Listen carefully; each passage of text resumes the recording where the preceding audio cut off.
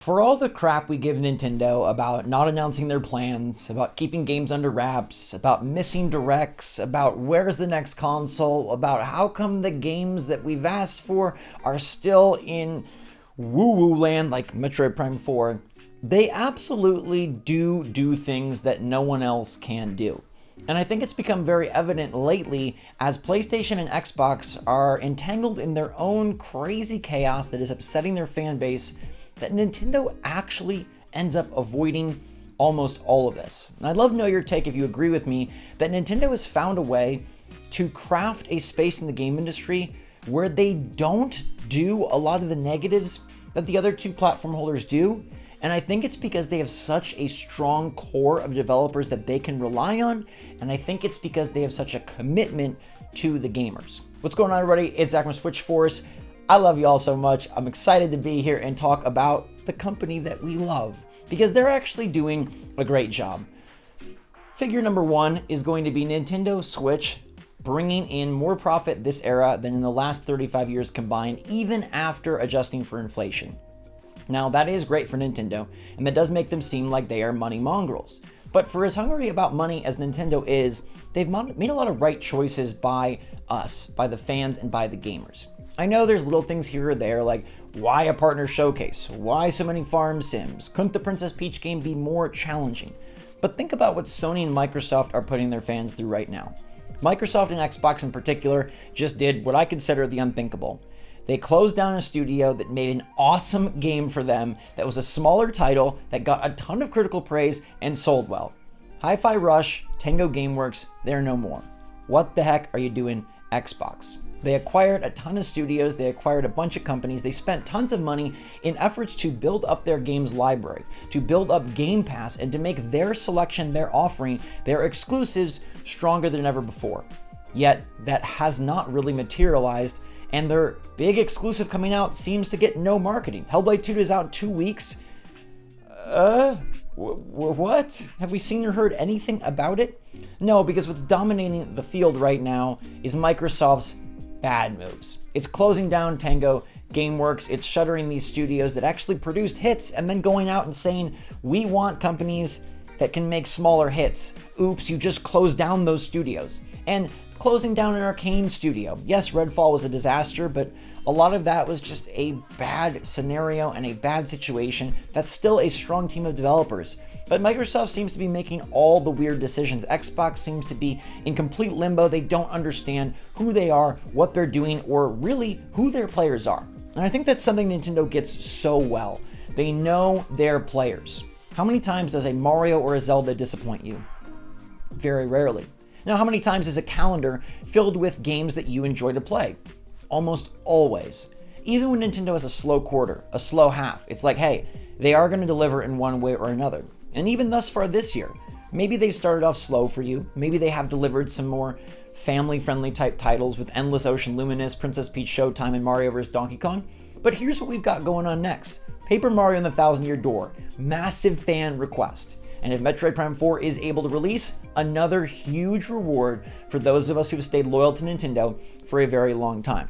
Let's take a look at Sony PlayStation and their embattled scandal involving PSN and Steam. First, it was Helldivers 2, their strongest release in a long time, and a great IP that only they have. Although I've heard recently that it's considering going to Xbox as Arrowhead Studios looks out for themselves. But Sony made this strange restriction where you had to sign into PSN on Steam, and that eliminated a lot of countries from even being able to access the game because PlayStation Network is not available there while Steam is. And it seems like it's going to be a similar issue with the upcoming Ghost of Tsushima PC release, where you need a PSN login and the game's not going to be available in these countries on Steam where they don't have PSN.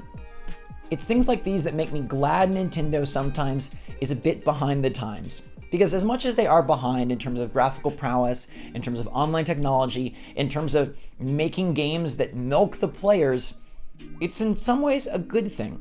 They stick to what they know. They stick to what they do best, which is great games and great gameplay, and they rely so heavily on their awesome interior developers, their EPD teams that deliver epic titles over and over. Yes, Nintendo courts third parties, and yes, Nintendo works with second parties as well to deliver titles. They work with support studios to help build out things like Super Smash Bros. And Xenoblade Chronicles, but they have so many awesome developers. They are homegrown, they have grown from within and really fostered and nurtured their talent. That allows Nintendo to isolate and stay true to what they believe in and not worry about a lot of the mumbo jumbo out there. They also seem to be, despite making some crazy decisions, despite occasionally doing things that piss fans off, despite making like weirdo moves that were like, oh my god, only Nintendo, they managed to avoid many of the bigger issues that seem to really drag down both PlayStation and Xbox. Nintendo isn't causing problems with, limiting access to who has this and who has that. In fact, their region-free move for Switch was a really progressive choice for Nintendo, and one I hope they maintain going forward. They're not here trying to figure out, are they trying to make games for other people or trying to make games themselves? Are they trying to bring big exclusives or small exclusives? Are they trying to be the home of shooters? Do they have to buy somebody else? No. They make a wide breadth of games, and even though sometimes the hardcore don't feel fed, the main gaming audience is the mainstream. That is where the most money lies, that's where the biggest pool exists, and that's why Nintendo Switch has sold over 140 million units. That's why their profits soar and are higher than ever before, because they appeal to the mainstream. Now, sometimes that's going to irritate us, sometimes that's going to divert attention from what we like, and sometimes we're going to get decisions that we don't agree with, but again, we're not getting a PSN scandal on Steam. We're not getting a, oh my gosh, shuttering of studios on Xbox. We're getting a consistent performance with regular releases where Nintendo, they may not like blow your mind, but they're going to be super solid. I think one thing Nintendo has done incredibly well is that they've maintained consistency throughout the eras. Yes, they've had their ups and downs with sales, but their quality and caliber is always top notch. It's something that they don't let go down. They don't risk it. They don't allow for their quality to sacrifice or to be subject to modern trends. You know, there's all sorts of things going on, and Nintendo has dabbled their toes in online this and subscription that, roguelite here, a little bit of new for Nintendo. But they don't go full on games as service. They don't go full on trying to just nickel and dime you. They were very reluctant to raise to $70 for Tears of the Kingdom, and we haven't seen them go back to that price point since. They are actually probably the most fan-friendly right now, despite the emulation issue. And I do have to bring it up, even though, you know, like Nintendo, they are screwy when it comes to emulation. And it feels bad that this is such a black mark. I do feel like they've been much more aggressive in this arena. But if we're to consider just like the current systems, we're going to consider just what's going on right now, not emulation, not backwards compatibility, not taking into account things from the past, or sort of these side ventures, I think Nintendo is in the strongest position. They're in the strongest position with a large audience, they're in the strongest position with consistency, and they're in the strongest position with mindshare with their fan base. Because yes, for every Yuzu they shut down, they drop a Tears of the Kingdom, right? For every Bowser that they go after and take all of his money, they also release a really great hybrid console that's kind of the first of its kind. Nintendo does make a lot of amazing decisions, and their black marks are few and far between. I feel like what they've done with emulation is upsetting and is disappointing, but I'd rather personally have that rather than screwing up your online account to a point that you're limiting people across the globe from playing your games, or shuttering studios that people love and that just delivered award-winning titles. I don't think Nintendo would do that. The only one I can think of is Alpha Dream, and by golly, I wish Alpha Dream was back. The Mario and Luigi franchise is beautiful and ripe for new content, but I hope after the success of Mario RPG Remake and Paper Mario the Thousand Year Door Remake, maybe Mario and Luigi can come back, and maybe they can even bring in some of those developers once again.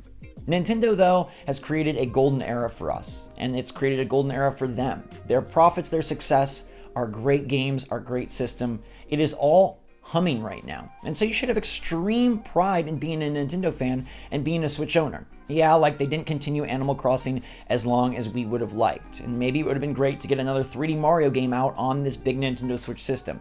They kind of stretched Mario Kart, but they did deliver double the tracks, which is pretty impressive and unprecedented. I think Nintendo makes tons of right decisions. And for every time we're confused or frustrated with what they decided to slot into their Direct, for every time we ask, where's Hollow Knight at the next Indie World, for every time we wonder if Nintendo is actually going to reveal information or not, just remember that they're not PlayStation and that they're not Xbox. And in today's day and age, in the current state of the gaming industry, I think that's a very good thing. Let me know if you agree and your take in the comments down below, everybody. Thank you so much for watching, and until next time, stay safe, stay healthy, stay happy, stay pals out there. Love you lots. SwitchForce out.